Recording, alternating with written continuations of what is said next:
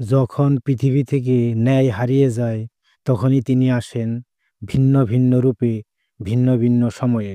তিনিই বিষ্ণু। আজ জেনে নেব তার 10 অবতারের গভীর রহস্য। হিন্দু ধর্মে ঈশ্বর বিষ্ণুর 10টি প্রধান অবতারকে বলা হয় দশাবতার।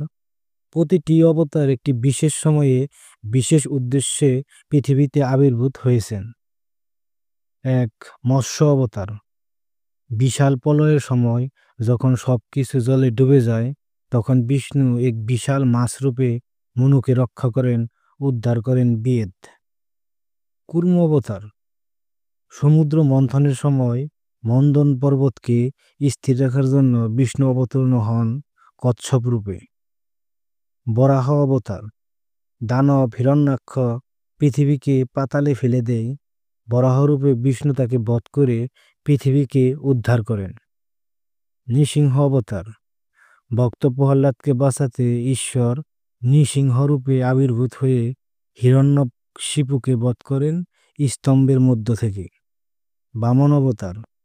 দেবতা ও ব্রাহ্মণদের সুরক্ষায় বামন বেশে আসেন বিষ্ণু। মাত্র 3 পা জমি চেয়ে জয় করেন 3 লোক। পরশুরাম। অত্যাচারী ক্ষত্রিয়দের দমন করতে পরশুরাম হন অস্ত্রধারী ঋষি। শ্রীরাম। অসুররাজ রাবণকে বধ করে আদর্শ পুরুষ ও রাজার রূপে রাম প্রতিষ্ঠা করেন ধর্ম। শ্রীকৃষ্ণ। জন্ম থেকে লীলাময়, কিন্তু আসল উদ্দেশ্য ধর্ম প্রতিষ্ঠা ও কুরুক্ষেত্রে গীতা প্রদান। বুদ্ধ। অহিংসা, করুণা এবং ত্যাগের বার্তা দিতে এলেন গৌতম বুদ্ধ। কল্কি। ভবিষ্যতের অবতার। যখন কলিযুগে ধর্ম একেবারে লুপ্ত হবে, তখন কল্কি আসবেন ঘোড়ায় চড়ে, খড়গ হস্তে। শুরু হবে নতুন যুগ।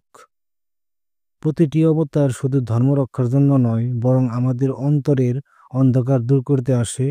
এই 10 রূপে ঈশ্বর আমাদের শেখান, সময় যতই পাল্টাক, ধর্ম কখনো মুছে যায় না।